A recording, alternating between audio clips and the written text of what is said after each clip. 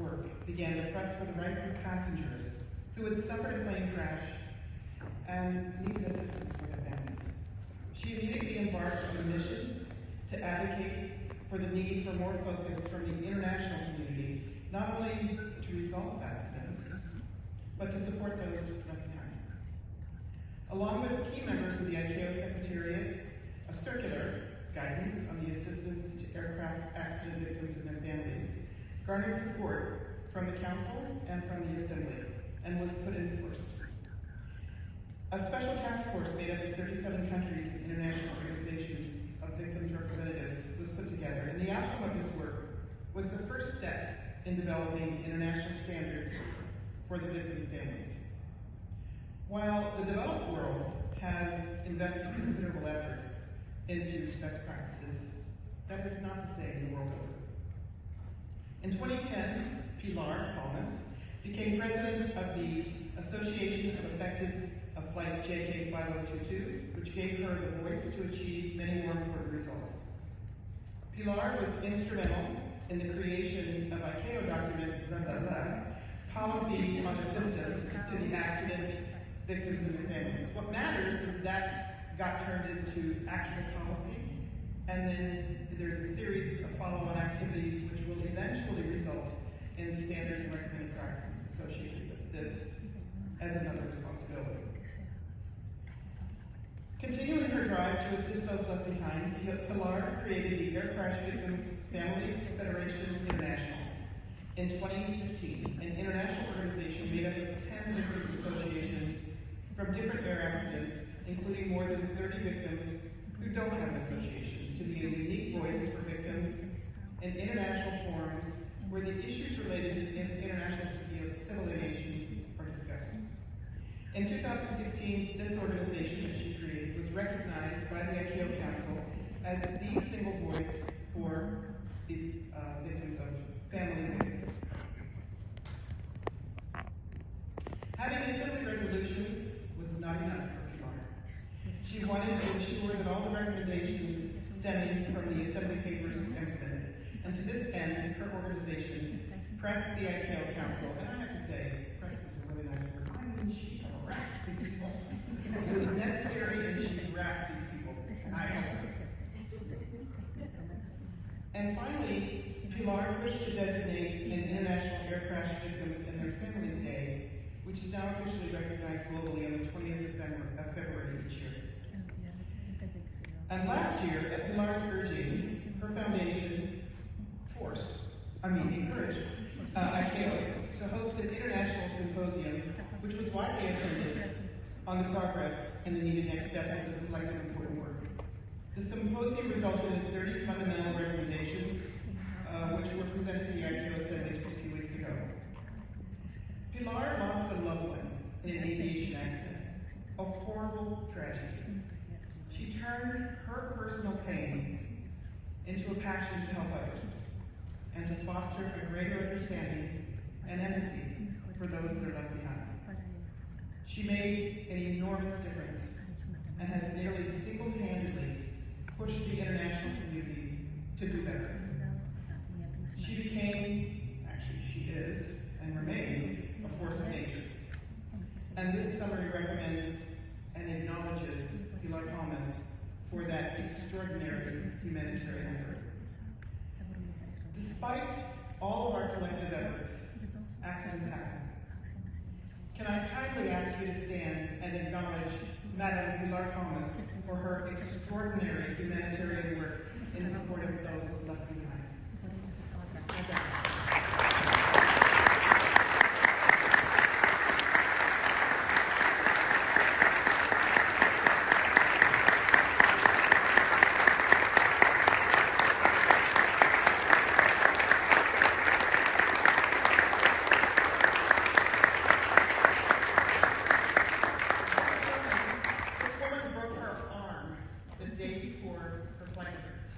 And she flew anyways.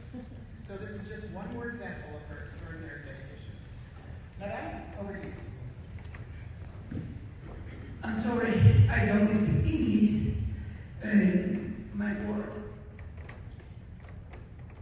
Hello, I'm I'm Claudia Carrasco, and I'm part of Together Rich, and I'm editor too, and Pilar wrote some nice words for you, which I will read on her behalf. I am from Gran Canaria, one of the 8 Canary Islands located in the Atlantic Ocean, 2,000 kilometers from Madrid, Spain's capital. For the people who are from there, flying is essential in our lives. On August 20th of 2008, a Spanair MD-82 crashed during takeoff at Barajas Airport in Madrid. 154 people died and 18 survived. I lost my oldest niece when she was only 29 years old. More than 80 people on that flight were from the island of Gran Canaria. I decided I did not want to leave with spite and revenge. It was necessary to modify, repair, and establish rules based on respect and dignity for people who suffered in an air disaster and their families.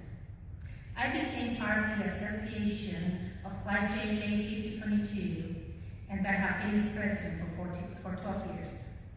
I look for people involved in similar disasters outside of Spain to share knowledge and actions.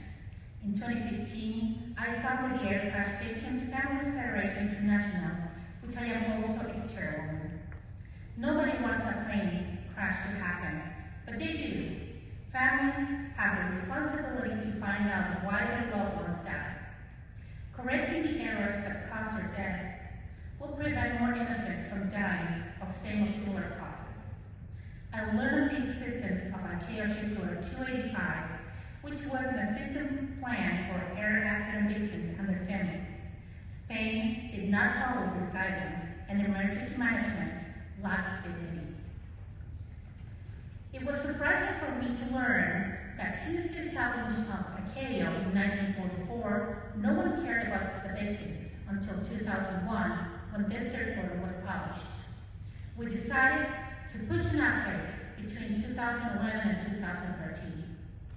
Milestones have been achieved since then, such as the ICAO policy on assistance to air accident victims and their families, the inclusion of ACFI in the ICAO list of international organization invited to its events as the sole representative of victims, establishing February 20th as the International Day commemorating air crash victims and their families, and for the first time in ICAO, it supported a symposium of family assistance, among many other achievements accomplished in the last 12 years. The distance between Atlanta and Gran Canaria is 4,027 miles. The language of the heart does not understand distances. I have come to accept this word and to make the voice of the victims and their families visible at the Flight Safety Foundation's International Aviation Safety Summit. Being here recognizes the battle of hundreds of thousands of people who died in air crash accidents. Everything I have done and will do is in their memory to achieve a family assistance that's more humane and respectful. I ask the industry, governments, public and private organizations, and to all those present here to not to forget the Air Crash Accident Victims Families Federation International. We are willing to speak with everybody, with loyalty and knowledge, apart from our tragedies. Because together, we all have to minimize the suffering of being involved in an air disaster, avoiding a failed management of the emergency. The Federation does not have financial resources because the people we help do not even know that we work for them. Our vision, victims helping victims, is easily explained. We work for future victims who have not suffered the pain that we suffered when we lost our loved ones. I was moved to learn the story of Ms. Laura Barber and her family's commitment to keeping her alive in everyone's hearts. For me, it is a great honor to receive this award, a hard to express feeling. This award represents the fight against oblivion and for air safety, the access of my life during the last 14 years, extracting knowledge from air accidents and generously putting them at the service of society is safety for all aircraft users. Recognizing who dedicates his efforts to making the tragic face of air disaster visible contributes to humanitarian air safety.